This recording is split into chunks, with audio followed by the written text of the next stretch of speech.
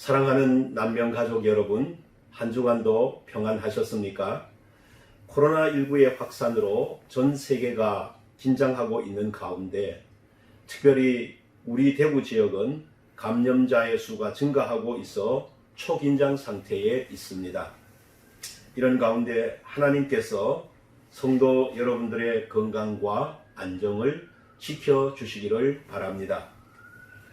지난 역사를 볼 때에 세상에는 많은 재난이 있었지만 인류는 그 재난을 다 극복해 왔습니다.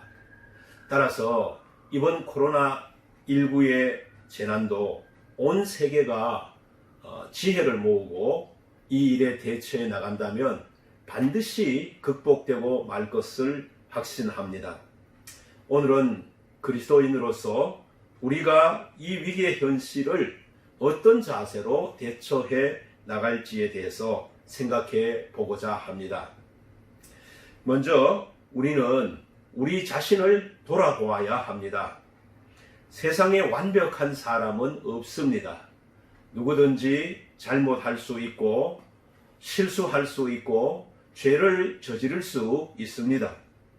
그러나 우리는 또다시 그런 잘못을 하지 않기 위하여서 가장 먼저 필요한 것이 자신을 돌아볼 수 있어야 합니다. 특별히 우리 주변에 어려움이 닥쳤을 때 다른 사람들이나 환경을 탓하기 전에 혹시 나의 잘못과 실수는 없는가 하고 내 자신을 살펴보아야 합니다. 한때 천주교에서는 내 탓이요 운동이 있었습니다. 참으로 마음에 와닿는 외침이었습니다. 상대를 탓하고 단체를 탓하고 나라를 탓하기 전에 먼저 자신을 돌아보자는 의미입니다. 교회나 사회 구성원 모두가 이런 정신으로 살아가게 된다면 우리는 매우 아름다운 세상을 만들어가게 될 것입니다. 세상에는 우연이란 것이 없습니다. 작은 일에서부터 큰 일에 이르기까지 그 모두가 하나님의 섭리 안에서 이루어집니다. 코로나19 역시 마찬가지입니다. 우연히 발생한 것이 아닙니다. 그렇다면 우리는 이 사실에 대하여 왜? 라는 질문을 던져보아야 합니다. 이때 사람에게 본연의 양심이 발동한다면 가장 먼저 자기 자신을 돌아보게 됩니다. 특히 우리는 하나님의 자녀로서 돌아보아야 할 것이 있습니다. 예를 들어 지금까지 내가 하나님 말씀 앞에 온전히 서 있었으며 또 지금도 온전히 서 가기 위해서 노력하고 있는가? 라고 질문해 보아야 합니다.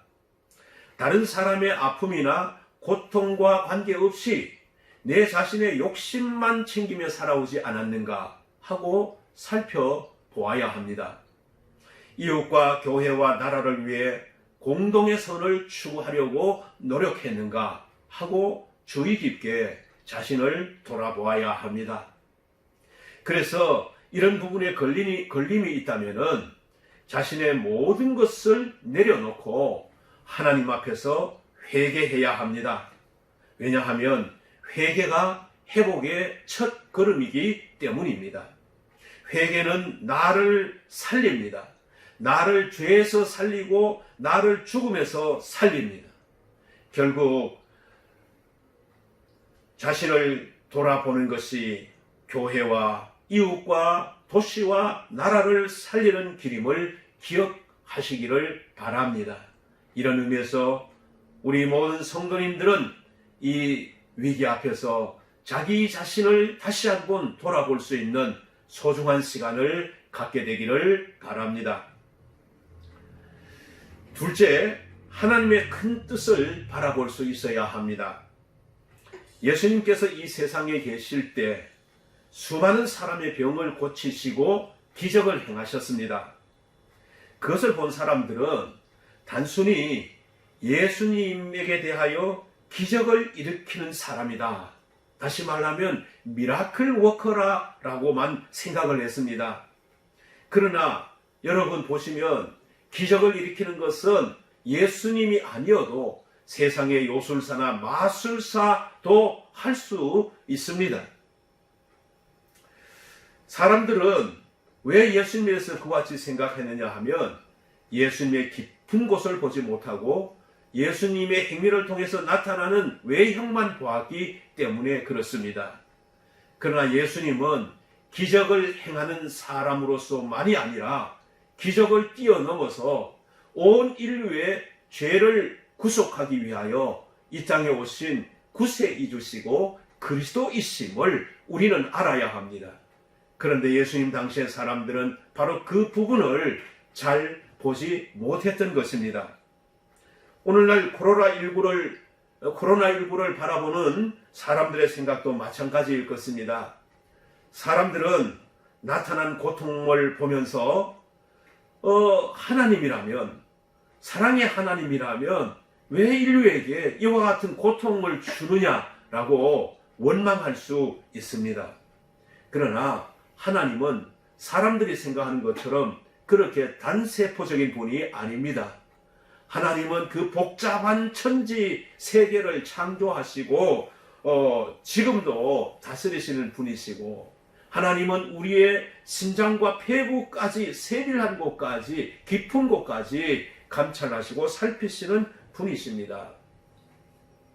오늘 우리가 봉독한 말씀을 보면 너희를 향한 나의 생각을 내가 아나니 평안이요 재앙이 아니니라, 너희에게 미래와 희망을 주려는 것이니라 라고 했습니다.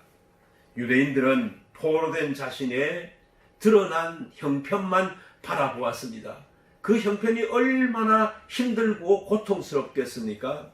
그래서 더 이상 희망이 없다라고만 생각한 것입니다. 우리에겐 절망만 남았을 뿐이라고 생각한 것입니다. 그러나 하나님은 포로로서 겪는 그 고통을 통해서 결국 평안을 주고 희망의 미래를 주시겠다라고 말씀하십니다.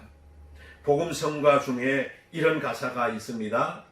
고난의 뒤편에 있는 주님이 주실 축복 미리 보면서 감사하세요. 그렇습니다. 우리는 나타난 고난만 바라볼 것이 아니라 그 고난 속에 숨겨진 하나님의 깊은 뜻, 하나님의 섭리를 바라볼 수 있어야 합니다. 코로나19를 바라보는 우리의 생각도 이와 같아야 합니다. 이번 바이러스는 인류에게 많은 피해를 주고 있습니다. 이것은 분명히 인간의 끝없는 욕심이 빚어낸 비극임을 알아야 합니다. 그럼에도 불구하고 본문 말씀을 통해서 바라볼 때 하나님은 이 사태를 비극으로 끝내실 분이 아닙니다. 하나님은 희망의 미래로 우리를 인도하실 것입니다. 결국은 백신을 만들게 할 것이며 우리들은 바이러스에 대한 내성이 더 강하게 우리들을 만들어 주실 것입니다. 그러므로 사랑하는 성도 여러분, 시련과 환난 중에 하나님의 더 큰 뜻, 하나님의 더 큰 사랑, 하나님의 더 큰 자비하심을 바라볼 수 있게 되시기를 주님의 이름으로 축원드립니다. 셋째, 예수님의 마음을 가져야 합니다. 이번에 진천 국가공무원 인재개발원과 아산의 경찰인재개발원에서 우한 교민 700여 명이 격리 수용되었다가 무사히 귀가하게 되었습니다. 처음에는 진천과 아산 주민들의 반발도 있었지만 나중에는 너무나 아름다운 모습을 보여주었습니다. 퇴소하는 날 주민들은 교민 여러분 꽃길만 가득하길 바랍니다 라는 문구에 피켓을 들고 나와서 배웅했습니다. 동포를 사랑하고 이웃을 사랑하는 마음이 그들에게 있었습니다. 예수님 당시에 수많은 사람들이 예수님을 따랐습니다. 그들 대부분이 가난한 갈릴리 사람들이었습니다. 오늘날로 말하면 몸이 아파도 병원조차 갈 수 없는 가난한 사람들이었습니다. 그런 병고침을 받기 위해서 예수님을 따랐습니다. 그런데 예수님이 행하시는 이 치유의 사역은 영육 간에 너무나 많은 에너지가 소비되는 사역입니다. 그래서 그들을 돌려보낼 법도 한데 예수님은 그렇지 않았습니다. 복음서 곳곳에 나타난 예수님의 심정을 이렇게 기록하고 있습니다. 무리들을 불쌍히 여기사. 그렇습니다. 무리들을 사랑하고 불쌍히 여기는 그 마음 때문에 예수님은 자신의 몸이 피로하고 곤비함에도 불구하고 그들의 병을 고쳐주셨고 귀신을 쫓아내 주셨고 먹을 것을 주셨고 하나님의 말씀을 가르치셨습니다. 유대 사람들을 사랑하는 마음이 없었다면 절대 이런 사역을 할 수 없었습니다. 21일 오전을 기준으로 보면 우리나라 코로나19 확진 환자는 156명으로 보도되고 있습니다. 우리는 이들이 하루속히 치유할 수 있도록 예수님의 이 마음을 가져야 합니다. 그리고 이 마음으로 그들의 완치를 위해서 간절히 기도해야 합니다. 자기 동네로 들어온 사람들을 따뜻하게 영접하고 배웅하였던 진천, 아산 사람들의 마음을 가져야 합니다. 또한 우리 자신의 건강과 안전을 위해 최선을 다해야 합니다. 그렇게 해서 너도 안전하고 나도 건강하는 것이 무엇입니까? 나도 사는 길이요, 너도 사는 길이요, 우리 모두가 사는 길입니다. 이번 코로나19의 치료를 위해서 수고하시는 분들이 얼마나 많이 있는지 모릅니다. 그리고 감염으로 고통하시는 분들 많습니다. 우리 모두 예수님의 이 사랑의 마음을 가지고 그들을 향해 나갈 수 있고 그들을 위해 기도할 수 있어야 할 것입니다.